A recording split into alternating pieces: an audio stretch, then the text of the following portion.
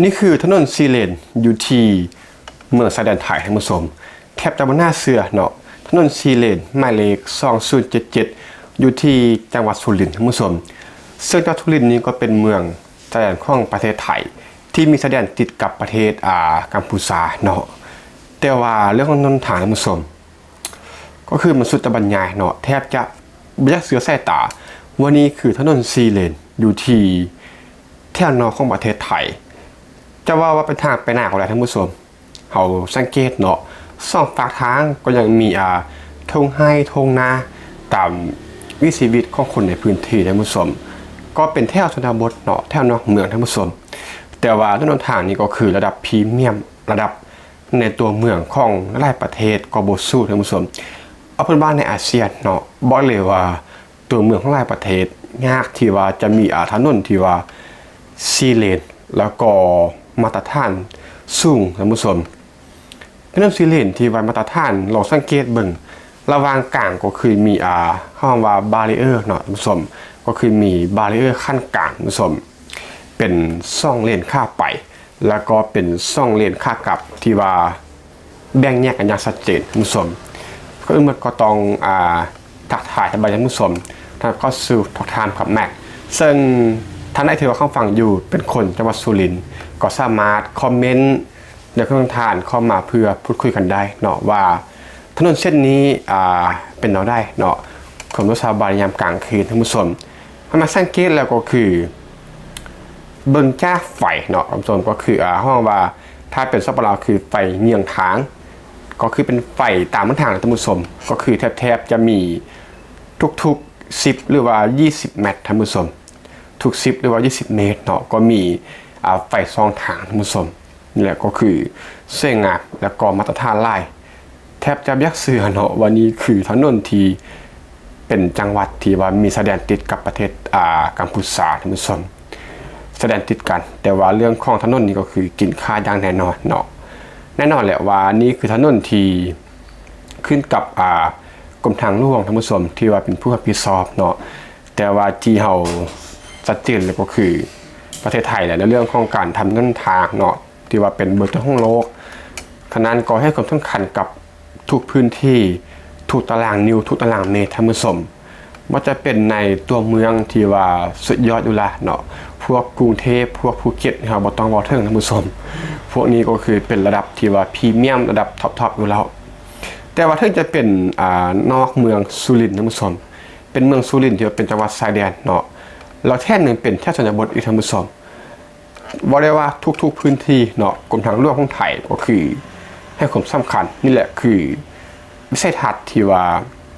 มันชัดเจนหลายวิสัยทัศน์ที่ว่าโดดเด่นหลายสำหรับนโยบายเนาะการทำถนนทางที่ว่าเป็นโครงสร้างพื้นฐานเบอร์ต้นๆของโลกท่านผู้ชมที่แม้ว่าไปกับอันละสองเลนนี้มันแมนบ่วะเท่าที่สังเกตปัจจุบันนี้ก็คือมันมีเบื้องละ3เลนท่านผู้ชมก็คือขั้ว3เลนแล้วก็สาย3เลนเนาะแต่ว่าจากข้อมูลในบอกไว้นี่ก็คือถนน4เลนท่านผู้ชมซึ่งก็น่าจะทางไป2เลนแล้วก็ทางกลับ2เลนแล้วก็มีบาริเออร์ที่สำคัญก็คือมีบาริเออร์ที่ว่าขั้นกลางเอาไว้เพื่อลดความเสียหายจากอุบัติเหตุท่านผู้ชมถ้าว่ามีบาริเออร์ขั้นเนาะมันจะขับส่วนกันเป็นบ่ค่าไปกับค่ากลับมันจะขับส่วนกันเมื่อขับด้วยความเร็วสูงเมื่อเกิดอุบัติเหตุมันจะหุนแหกเนาะเนื่องจากว่ารถนั้นมันแพร่กันโดยตรงแต่ว่าอันนี้ก็คือแยกกันชัดเจนเนาะทางไปแล้วก็ทางกลับท่านผู้ชมก็คือมีบาริเออร์ขั้นกลางไว้เนี่ยคือปัจจุบันนี้ก็น่าจะเป็น3เลนท่านผู้ชมน่าจะเป็นเบื้องละ3เลนเนาะน่าจะเป็นบางจุดที่ว่ามี4เลนที่เลนก็คือฝั่งละ2เลนแล้วก็บางจุดก็คือฝั่งละ3เลนเนาะนี่คือปัจจุบันนี้ก็คือ1-2ฝั่งละ2เลนท่านผู้ชมตัวอย่างนี้ก็คือฝั่งละ2เลนแล้วก็มีขอบทางสำหรับน่าจะเป็นจักรยานยนต์เนาะหรือว่าสำหรับพื้นที่ที่สามารถไปแล่นในบ่อท่านผู้ชมเมื่อว่าถึงแล่นเนาะเพราะแม็กเห็นบรรยากาศที่ว่ามันโอ้โหสวยงามหลายเนาะก็คือช่องฝากทางก็คือมีทุ่งนาแล้วก็ชีวิตของชุมชนท่านผู้ชมก็คือน่าเป็นตาไปวิ่งเนาะเพราะแม็กนั้นมักวิ่งท่านผู้ชมแต่ว่าเป็นบ้านของแม็กนะก็คือมันอาจจะยากเนาะถ้าเป็น ในตัวเมืองนี่ถนนมันก็ยักแคบเนาะก็คือมันบ่ได้แบบชัดเจนแบบนี้ถ้าเป็นนอกตัวเมืองแบบนี้นะถนนมันก็จะอันตรายได้ท่านผู้ชมมันจะมีค่อนข้างจะคุกคาเนาะแล้วก็บ่ได้สวยงามแล้วก็ชัดเจนขนาดนี้ท่านผู้ชมอาจจะมีรถบรรทุกที่ว่ามันวิ่งเร็วเนาะเพราะนั้นการที่เขาเอาไปวิ่งก็น่าจะมีความอันตรายท่านผู้ชมแต่ว่าสำหรับถนนสุรินทร์ที่ให้ปัจจุบันนี้ก็คือทางบรรยากาศเนาะซ่อนปอทางก็คือสดงดงามมีทุ่งไร่ทุ่งนาแล้วก็น่าไปวิ่งรีท่านผู้ชมสำหรับถนนของจังหวัดสุรินทร์ท่านผู้ชมก็คือสุดยอดหลายส้มแล้วเนาะกับประเทศที่โครงสร้างพื้นฐานเบอร์ต้นของเราก็คืออาจจะการจะอันดับเนาะคะแนนในล่าสุดก็คือเป็นเบอร์หนึ่งเลยก็ว่าได้เนาะเพราะว่าสิงคโปร์นี่นอนแหละว่าเขาในว่าไล่คลิปเนาะสิงคโปร์ก็คือเป็นประเทศน้อยๆเนาะเป็นเกาะที่เทียบได้บ่เท่ากับภูเก็ตหรือว่าน้อยกว่ากรุงเทพหลายเท่าท่านผู้ชมฉะนั้นการทำถนนเนาะมันจริงง่ายแล้วก็ครอบคลุมกลัวเนื่องจากว่ามันเป็นประเทศน้อยแล้วก็พื้นที่ของถนนมันสั้นท่านผู้ชมแต่ว่าไทยนี่ก็คือหลายกิโลเมตรเนาะอย่างสร้างมันเห็นให้ทุกตารางนิ้วหรือว่าทุกกิโลเมตรมันสวยงามแล้วก็มาท่านคะแนนท่านผู้ชมว่าจะเป็นทางตัวเมืองหรือว่าจะเป็นต่างจังหวัดชายแดนหรือว่าจะเป็นแถบชนบทของจังหวัดชายแดนท่านผู้ชมจะเดียวกับปัจจุบันเนาะอันนี้ก็คือเป็นทางไปหน้าเลยก็ว่าได้ท่านผู้ชม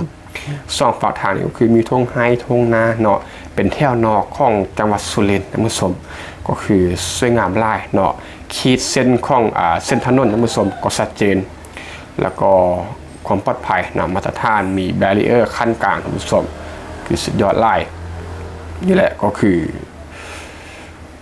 สุดคำบรรยายท่านผู้ชมถ้าเป็นคนที่อคติเนาะถ้าเป็นประเทศที่ว่าอคติ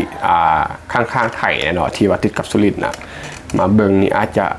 ไม่อยากเสียสายตาเนาะแต่ว่านี่แหละคือความจริงท่านผู้ชมถนนซีเลนอยู่ที่จังหวัดสุรินทร์จังหวัดที่ว่าเป็นเมืองชายแดนแล้วก็เป็นแถบชนบทแถวนอกเมืองท่านผู้ชมทุกพื้นที่กรมทางหลวงให้ความสำคัญเท่ากันหมดเนาะมันจะเป็นเนาะเมืองในเมืองมันจะเป็นเขตท่องเที่ยวหรือว่าเขตไปหน้าของประชาชนทุกส่วนก็คือสุดยอดหลายนี่ก็คือปัจจุบันนี้ก็เป็น4เลนเนาะก็คือฝั่งละ2เลนท่านผู้ชมค่าไปกับค่ากลับฝั่งละ2เลนชัดเจนแต่ว่ามีบางส่วนเนาะคือที่เขาเบิ่งที่ผ่านมาก็คือฝั่งละ3เลนท่านผู้ชมทางค่าไปแล้วก็ค่ากลับเนาะเป็น6เลนแต่ว่าส่วนใหญ่ก็จะเป็น4เลนตามที่ข้อมูลของคลิปได้บอกเอาไว้ท่านผู้ชมถ้าเป็นมอเตอร์ไซค์เนาะมอเตอร์ไซค์หรือว่าจักรยานก็จะเรียบๆนี่เป็นปัจจุบันก็มีมอเตอร์ไซค์เนาะเรียบๆก็คือชัดเจนท่านผู้ชมถ้าเป็นทางในเนาะทางในหรือว่าเป็นเลนกว้างก็เป็นเลนของรถยนต์ที่สามารถแล่นด้วยความเร็วสูงได้เนาะถ้าเป็นเลนขอบทางก็เป็นของมอเตอร์ไซค์เนาะสุดยอดลายบรรยากาศท่านผู้ชมถ้ามีเด็กแว้นดูชุมชนนี้ก็คงจะทึกใจเนาะสำหรับถนนที่ว่าสวยงามแล้วก็มาตรฐานของปลอดภัยสูงในขนาดนี้มีไฟท่านผู้ชมมีไฟไต่ถนนก็คือทุกๆน่าจะ15-20 เมตรท่านผู้ชมปลอดภัยเนาะยามกลางค่ำกลางคืนก็ปลอดภัยมีไฟส่องสว่างไว้ท่านผู้ชมแต่ว่าที่นี่แม็กบอลไปก็คือ